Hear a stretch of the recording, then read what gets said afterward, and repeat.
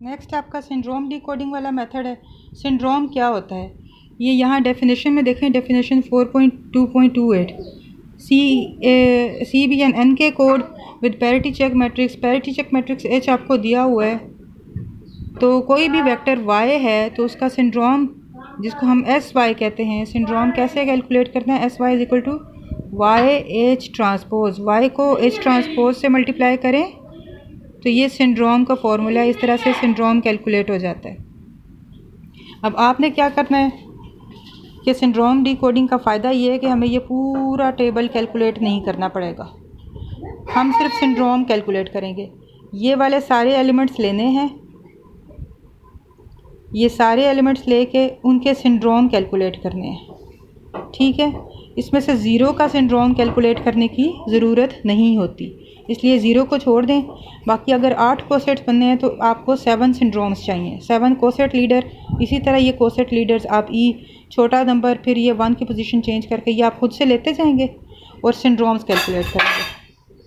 अब syndrome calculate करने के लिए इसमें तो 3 कॉलम्स हैं। फ़र्ज़ करें कि आगे 5 या 6 कॉलम्स और बनने होंगे तो पूरे कोसेट पूरी रो का सिंड्रोम एक ही सेम होता है।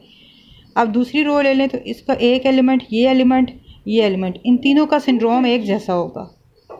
इसलिए हमें इस रो के सारे एलिमेंट्स कैलकुलेट करने की बजाय सिर्फ एक एक सिंड्रोम कैलकुलेट, ये ई हम लिखते जाएंगे और एक एक सिंड्रोम कैलकुलेट करेंगे। याद रखिएगा कि ज़ीरो का नहीं निकालना, ज़ीरो को छोड़ के बाकियों के सिंड्रोम्स कैलकुलेट करेंगे। और वो फिर उसके बाद हम ये देखें जैसे वाई यहाँ पर आता है तो इस रो का हमने सिंड्रोम निकाला होगा, तो सिंड्रोम हमने फाइंड करके रखे हुए हैं। जैसे ये देखें कोसेट लीडर ई लिखे हैं और आगे सिंड्रोम्स रखे हैं।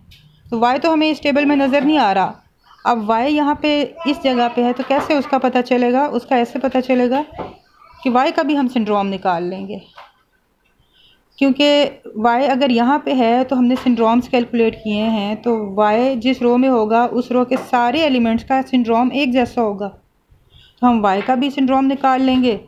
ये देखें ये बहुत छोटे साइज़ का टेबल रह जाएगा।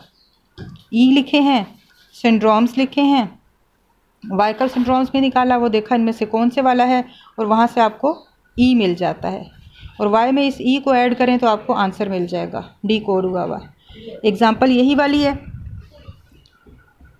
इस एग्ज़ाम्पल में जो कोड आपको कोड गिवन है इसी को यहाँ स्टैंडर्ड एरे मेथड से किया हुआ है और इसी को आगे सिंड्रोम्स वाले मेथड से किया हुआ है पेज 181 पे। हाँ तो जी आपको गिवन है, जब जी गिवन है तो आप उधर से एच बना लें, क्योंकि सिंड्रोम्स के लिए आपको पैरिटी चेक मैट्रिक्स चाहिए एच। अब आप देखें कि जैसे यहाँ पर ये आपने लिए थे, इसमें से ज़ीरो को छोड़ दें, बाकी 7 रह गए।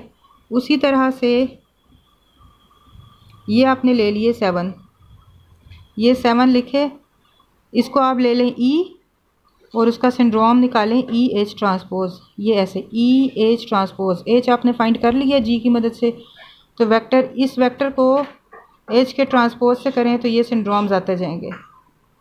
जब ये सारे सिंड्रोम्स आ गए, सिंड्रोम टेबल बन गया, आप जब आपका सिंड्रोम टेबल बन गया तो फिर जो रिसीव्ड वेक्टर वाई था उसका भी सिंड्रोम निकाल लिया, वो आया है 100।